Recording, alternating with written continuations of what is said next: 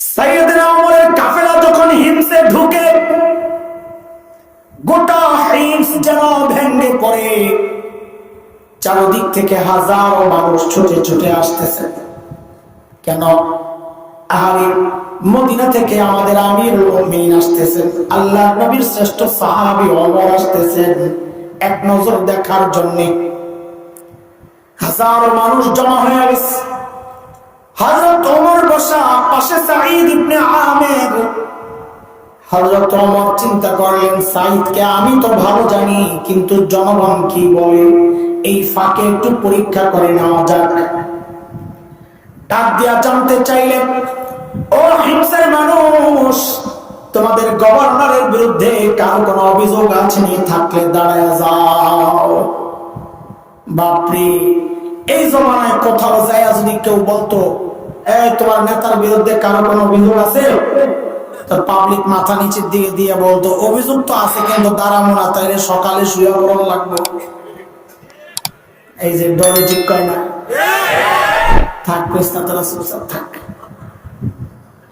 আল্লাহ ইসলামী শাসনের সৌন্দর্যটা, জনগণ কথা বলতে পারত, তাদের মতামত প্রকাশ করতে পারত, মানুষের অধিকার এটা।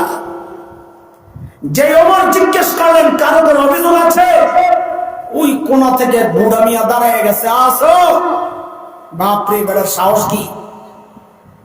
মানুষ অনুকরণ প্রিয়, দেখা দেখি কাম করে। আপনি রাস্তায় দাঁড়াইয়া ঘাটটা ব্যথা করতেছে, এভাবে একটু তাকায় থাকেন উপরের দিকে, ঘাট ব্যথা করতেছে, দেখবেন পাশে দিয়া যারা যায় অধিকাংশ দাঁড়াইয়া দেখবে আপনি কি দেখতেছেন। একজন যখন দাঁড়াইছে, দেখা দেখি আরো তিনজন। অমরকে কারবারটা কি, কারে দেখতে আসলাম, ওর বিরুদ্ধে দেখি অভিযোগের শেষ নেই। আচ্ছা বলেন, আপনার কি অভিযোগ? বলেন। মুসলমান দেখেন মানুষগুলো ছিল কি, হইল কি, দেখেন, বলেন আপনার অভিযোগ কি। ভয়ঙ্কর অভিযোগ। দেখেন, আমিরুল মুমিনিন আমাদের গভর্নর না, মাসে একদিন অফিসে আসে না। কদিন? মাসে। আর আমরা তো সপ্তাহে ছুটি কাটাই 2 দিন। আরো কত বন্ধ, 16 ডিসেম্বর, 26 মার্চ, আরো কত কত আছে ছুটি। আর ইসলামী শাসন ব্যবস্থায় জনতার অভিযোগ, গভর্নর মাসে কয়দিন আসে না।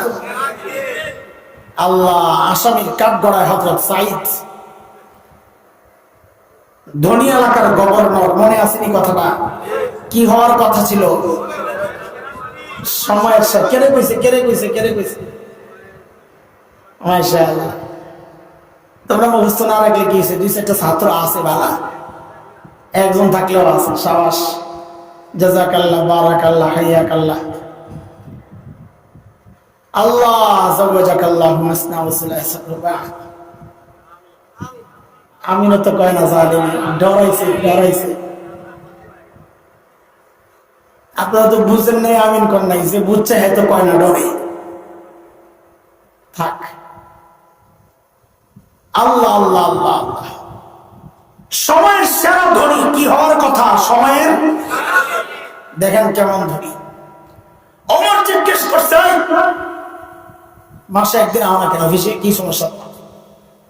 আল্লাহ, হযরত সাঈদ জবাব দিচ্ছেন, আমিরুল মুমিনিন আপনি তো জানেন আমি গরিব মানুষ, জাইনে তো পোটলা বানাইছেন। এই যে আমার গায়ে 2 টুকরা কাপড় দেখছেন, একটা লুঙ্গির মতো করে পরা, আরেকটা চাদরের মতো করে জড়ানো। আমিরুল মুমিনিন আমার না, এই 2 টুকরা কাপড় ছাড়া আর কোনো কাপড় নাই। কারে মাসে অফিসে একদিন কেন আসো না? 1 মাস পড়তে পড়তে দুর্গন্ধ হয়ে যায়, নিজেরও কষ্ট হয়, যারা আসে ওদেরও কষ্ট হয়, তাই মাসে একবার উপরেরটা ধুইয়া দেই, শুকায় গেলে নিচে পড়ি, নিচেরটা ধুইয়া দেই, শুকায় গেলে উপরে চড়াই। আমিরুল মুমিনিন এই কাজটা করতে করতে বেলা একটু দেরি হয়, আমি আসি না, এই কথা ঠিক না, আমি আসি, একটু দেরি হয়। উনি হয়তো সকাল সকাল এসে আমাকে না পেয়ে ভাবছেন আমি আসি না, আসি। হযরত ওমর বুঝে গেছে অভিযোগের ধরন কি, কিন্তু যেহেতু দাঁড়াইছে, এখন তো জিজ্ঞেস করা লাগে। বলেন 2 নাম্বার, আপনার কি অভিযোগ?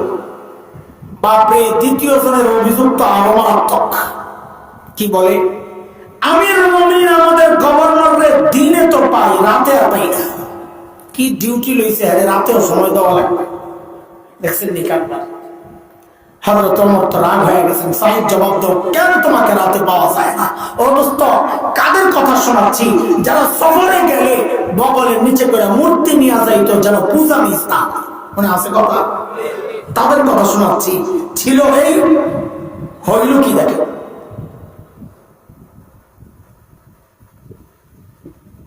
হযরত ওমর রাগ হয়ে গেছেন এবার খুব বেশি। সাহেব কেন তোমাকে রাতে পায় না? মানুষ কি করো, কই যাও? আসামির কাঠ করা আল্লাহর নবীর সাহাবী কাচুমাচু হয়ে বলতেছেন, আমিরুল মুমিনিন, এটা তো প্রকাশ করার ব্যাপার ছিল না, কিন্তু না করেও তো পারছি না এখন প্রশ্নের মুখে। আমিরুল মুমিনিন, কাসামতু হায়াতি বাইনা রাব্বি ওয়া বাইনা ইবাদি। আমিরুল মুমিনিন জীবনটারে দুইটা ভাগ করছি। একটা ভাগ রাত, রাতটা আমি আমার মালিককে সময় দেই, দিনটা মালিকের বান্দাদেরকে সময় দেই। ছিল কি, হইল কি দেখেন। আমরা তো মালিককে টাইম দেওয়ার সময় পাই না, আমরা কত ব্যস্ত না, কত কাজ আমাদের, বাপরে বাপ। ব্যবসা আছে, বাণিজ্য আছে, চাকরি আছে, হ্যাঁ, রাজনীতি আছে, সমাজ আছে, সংসার আছে, কত কিছু।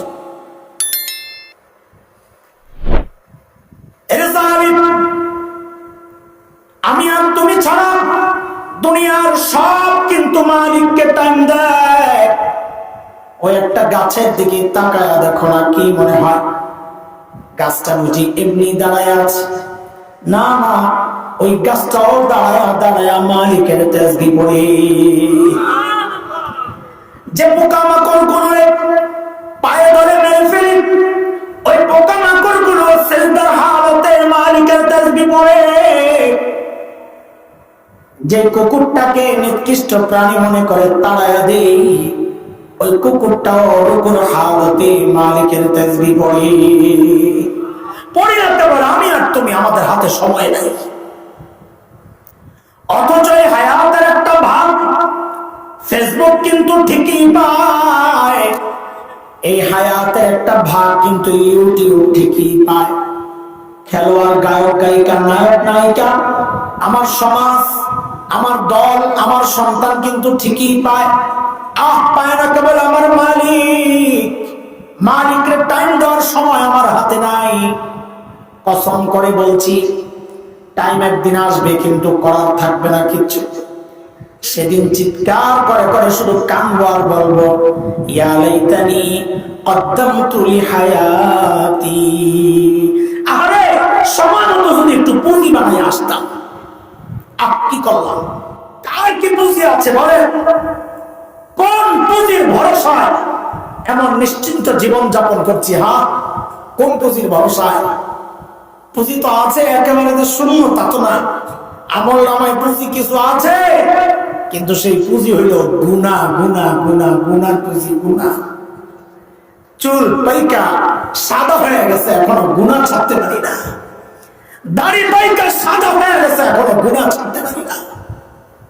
এর যুবক, তুমি কি ভেবেছ আল্লাহ তোমাকেও চুল পাকা পর্যন্ত সময় দিবে, দাড়ি পাকা পর্যন্ত সময় দিবে?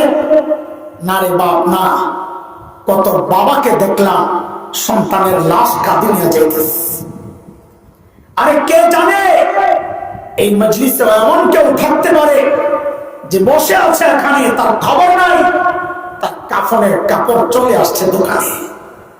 কে জানে কালকে খবর পাইতে পারে, বয়ান করে গেল যে হাসান জামিল তো দুনিয়ায় নেই, চলে গেছে।